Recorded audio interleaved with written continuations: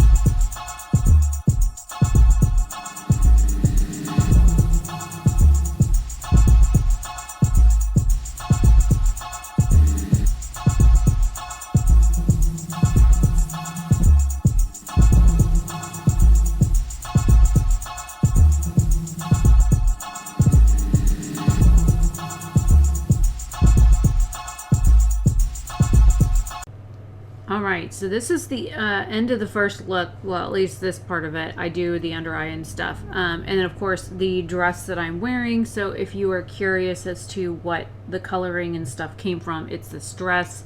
I did show it at the beginning. And yeah, I know the eye look is kind of strange or whatever. But, I just figured I would do something strange. And as you can see, I did. This eye here is a little bit more wearable. So hopefully this one doesn't scare you guys too bad.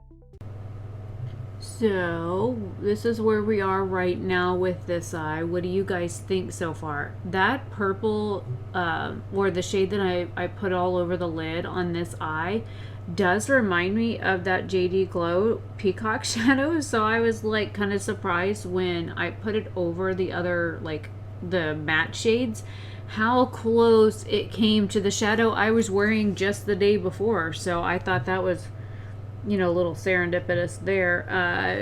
Yeah, I will have to like swatch those shades together so you guys can see just how close they are, or because I'm curious just to see myself how close they are. So anyways, I figured I'd bring that up, and I'm gonna let you have some more music for another little bit. What do you think of the music selection so far?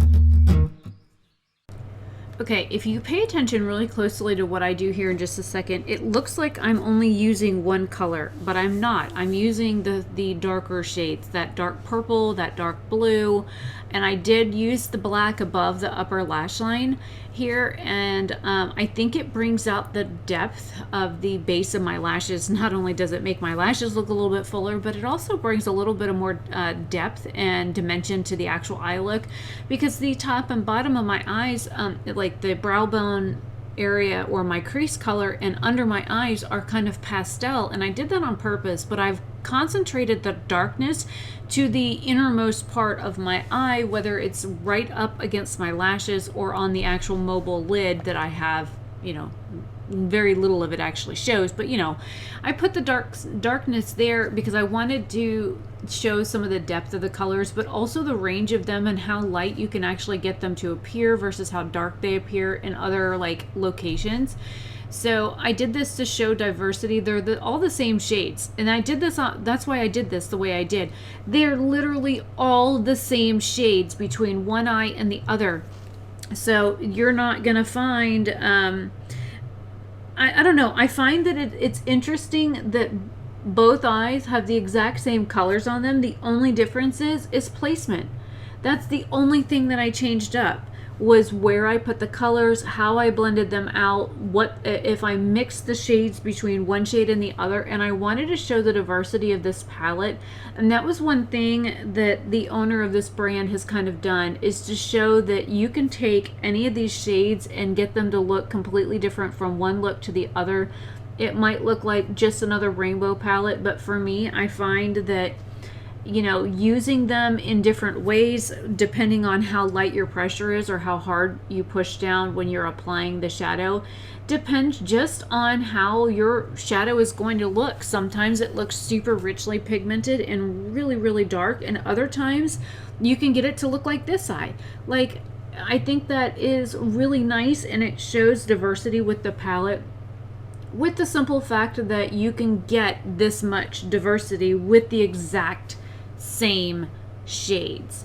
And I can't really say that with some palettes, because some palettes you have to like really build up in order to get some of that diversity, and with this one I didn't have to do that. Also, this is a better shot of that dress, of the dress that I'm wearing again. This is way, way, way, way, way, way too short for me.